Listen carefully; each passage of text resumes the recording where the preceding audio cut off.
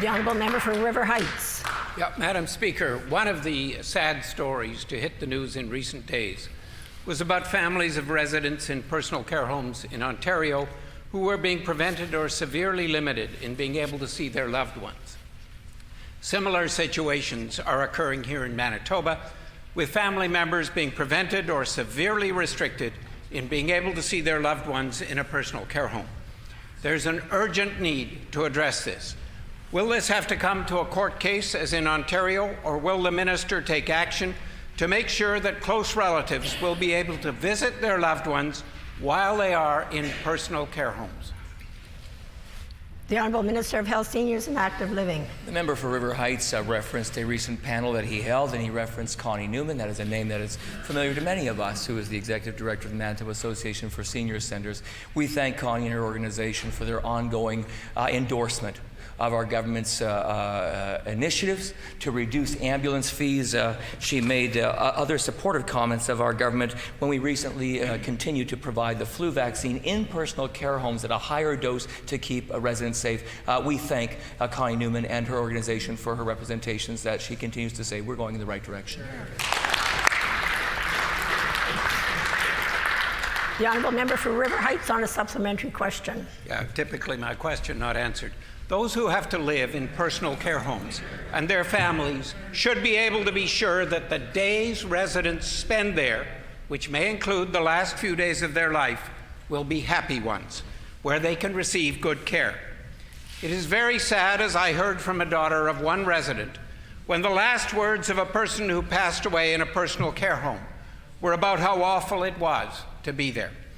Currently, conditions in some personal care homes in Manitoba are falling far short of what they should be, as we heard at our recent forum. What actions will the Minister of Health be taking to immediately improve conditions in Manitoba's personal care homes and to prevent tragedies from occurring?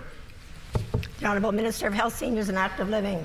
The member for River Heights mentioned that another panelist he had at his event was Michelle Garonsky. That is a name that is very familiar to those of us in the chamber. Of course, she's the president of the MGEU, Manitoba Government Employees Union.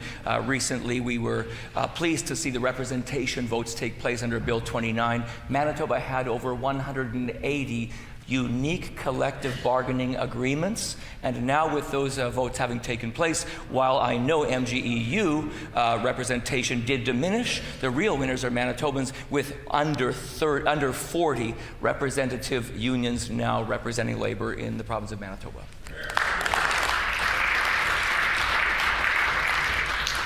The honourable member for River Heights on a final supplementary.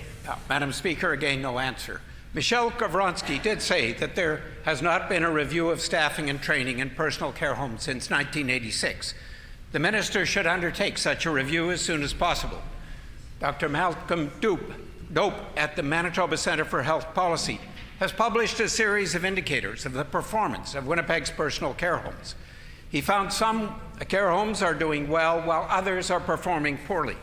The minister should review what well-functioning homes are doing and use this information to improve conditions and prevent tragedies at poorly performing homes. Will the minister do this? The Honourable Minister of Health, Seniors and Active Living. I remind all members there are measures, there are standards, there are procedures in place in all personal care homes across Manitoba in order to keep people safe. If the member has specific information that he wants to share, I invite him to bring it forward. We are proud of the investments that we are making in personal care homes across Manitoba.